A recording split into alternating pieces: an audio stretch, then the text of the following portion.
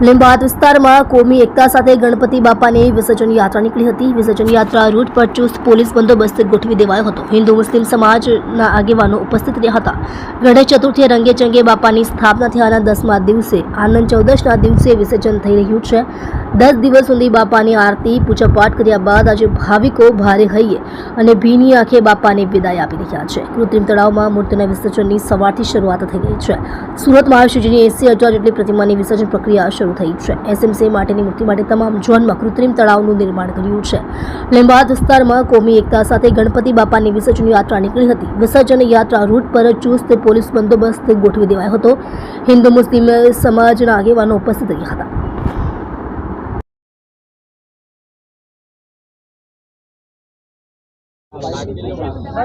આજે ગણપતિ દાદાનો ગણપતિ બાપાનો વિદાયનો દિવસ છે।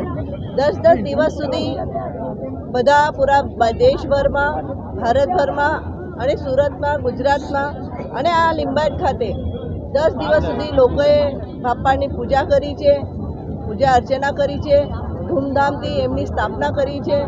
અને આજે જ્યારે વિદાય સમારંભ છે, આનંદ ચૌદશ છે, આજે વિસર્જન યાત્રા શરૂ થવાની છે, ત્યારે આ લીંબાયતમાં પણ લોકો શાંતિપૂર્ણ વાતાવરણમાં અને સુલભ શાંતિથી બધાની સાથે મળીને આજે તમે જોઈ રહ્યા છો કે મુસ્લિમ કમ્યુનિટી પણ અમારી સાથે અહીંયા શાંતિપૂર્ણ વાતાવરણમાં વિદાય સમારંભ થાય, વિસર્જન યાત્રા પૂરી થાય એના માટે કામે લાગ્યા છે।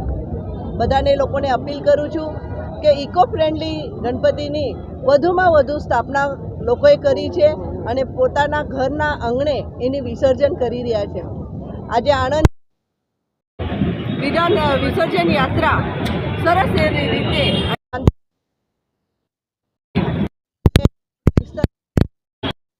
એક પણ અનમનાવ અને લોકોને અપીલ વિસર્જન યાત્રા પૂર્ણ કરીએ, વિનંતી કરીએ કે બધાની છે જેના ઘરમાં દુઃખ દર્દ છે ઘરમાં સુખ શાંતિ આપે એવી હું બાપાને પ્રાર્થના કરું છું અને લીંબાયતના લોકોને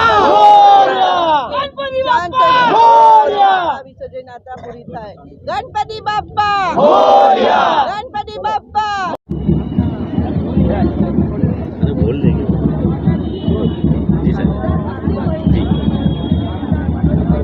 गुजरात का सूरत शहर का लिंबायत विस्तार संगम सर्कल के पास में शांति समिति के मंडप के अंदर हम खड़े हुए हैं।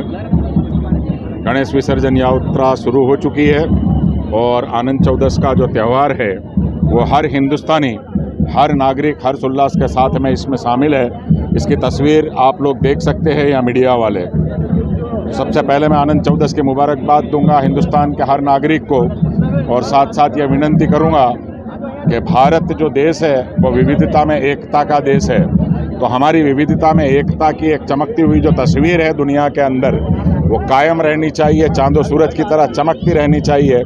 कल जिस तरीके से मिलादुन नबी के जुलूस सुकून और शांतिपूर्ण मैत्रीपूर्ण वातावरण के अंदर आनंदमय वातावरण में हिंदू मुस्लिम एकता के साथ में ख़त्म हुआ, मैं उम्मीद करता हूं बल्कि यकीन करता हूं कि आज आनंद चौदस का जो त्यौहार है वो भी इसी तरीके से भाईचारे के माहौल के अंदर भारत की एक चमकती हुई छवि को छाजे इस तरीके से ख़त्म होगा।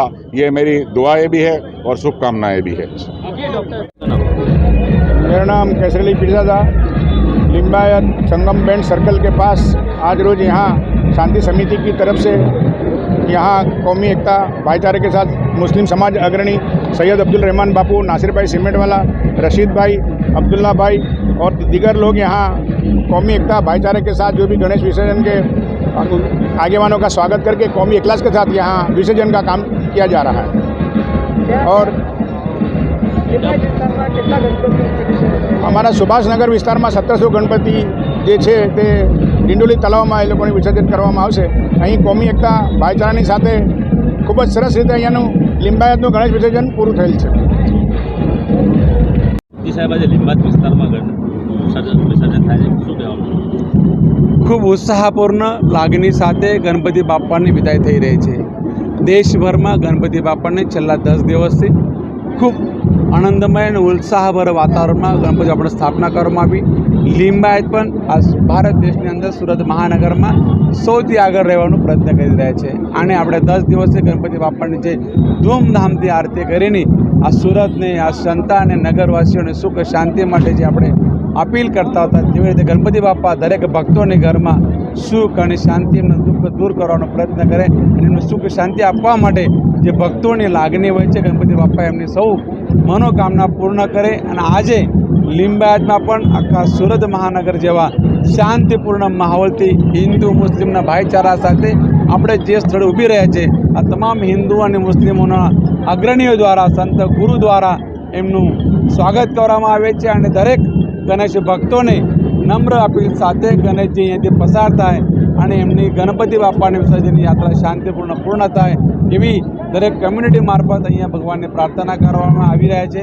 અને હું પણ સુરતના નગરસેવકવાસીઓને વિનંતી કરું છું અને અપીલ કરું છું, ભગવાનની જે વિદાય આપણે કરી રહ્યા છીએ, જે વિસર્જન આપણે કરી રહ્યા છીએ, આ ખૂબ શાંતિપૂર્ણ માહોલમાં કરે અને ભગવાન આપ સૌની મનોકામના પૂર્ણ કરે એવી પ્રાર્થના કરું છું.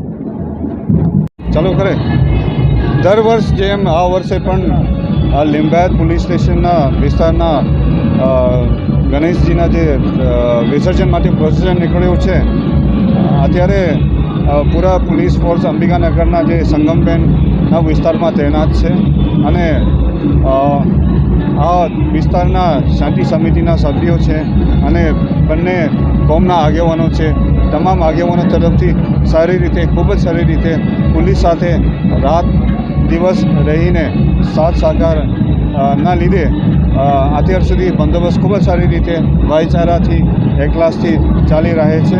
અને આમાં સુરક્ષાના જાળવવા માટે અને સાથ સલામતથી આ તમામ પ્રક્રિયા પૂરા કરવામાં આવે તે માટે SRPના ફોર્સ અને SOG, DCPના ફોર્સ તૈનાત છે.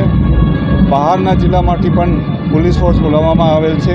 અને ડ્રોનના માધ્યમથી જ્યાં જ્યાં ભીડ ન હોય, વધારે એકઠા થવાનું છે, ત્યાં ડ્રોનના માધ્યમથી આમ વાચ નજર રાખવામાં આવેલ છે.